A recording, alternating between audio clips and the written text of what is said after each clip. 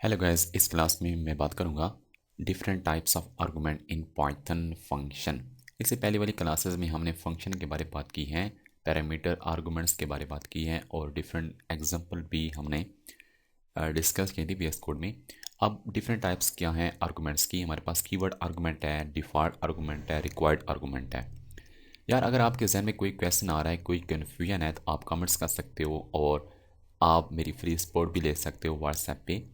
और दूसरी बात यह है कि अगर आप नए हैं इस चैनल पे तो हमारे चैनल को आप ज़रूर सब्सक्राइब करें और वीडियो को ज़रूर शेयर किया करें दोस्तों के साथ, कमेंट्स किया करें और लाइक ज़रूर किया करें।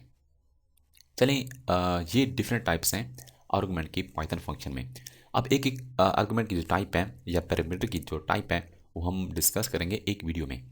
अब कीवर्ड आर्गुमेंट के बारे में हम बात करते हैं इस वीडियो लेक्चर में। कीवर्ड आर्गुमेंट कैसे होते हैं, उन पे हम कैसे काम करते हैं।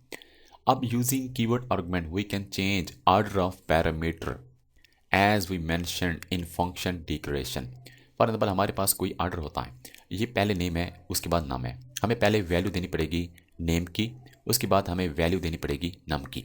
अगर हम पहले वैल्यू दें नम की उसके बाद दें वैल्यू नेम की तो ये सही नहीं होगा। यानी कि प्रिंट नेम को प्रिंट करना चाहते हैं उसके अंदर और नम को भी प्रिंट करना चाहते हैं।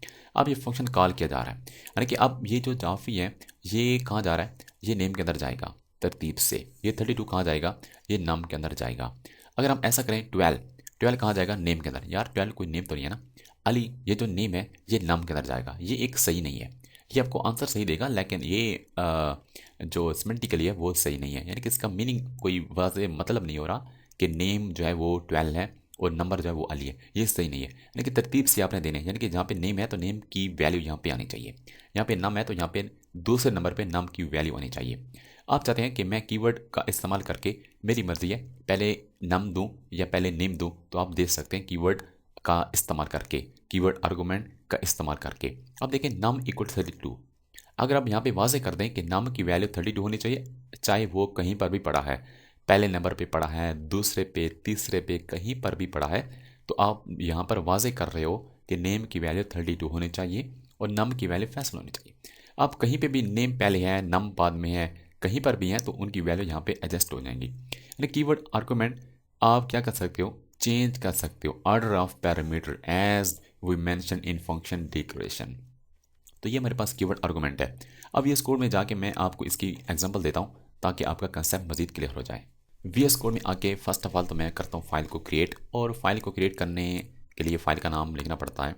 फाइल का नाम हमारे पास है कीवर्ड अंडरस्कोर आर्गुमेंट और यहाँ पे डॉट py आ गया। अब ये फाइल मैं क्रिएट करता हूँ, बल्कि क्रिएट हो चुकी है। अब यहाँ पे मैं एक फंक्शन बना लेता हूँ। फंक्शन है मेरे पास है टेस्ट, और फंक्शन के अंदर कुछ मैं आर्गुमेंट्स डाल देता हूँ, यानी कि ए बी और सी यहाँ पे डाल देता हूँ। अब मैं क्या करता हूँ, प्रिंट करता हूँ A equal to A equal to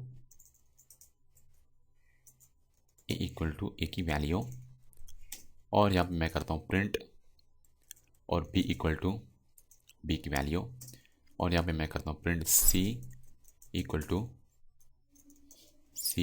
सी की वैल्यू। और यहाँ पे फंक्शन को कॉल करते हैं।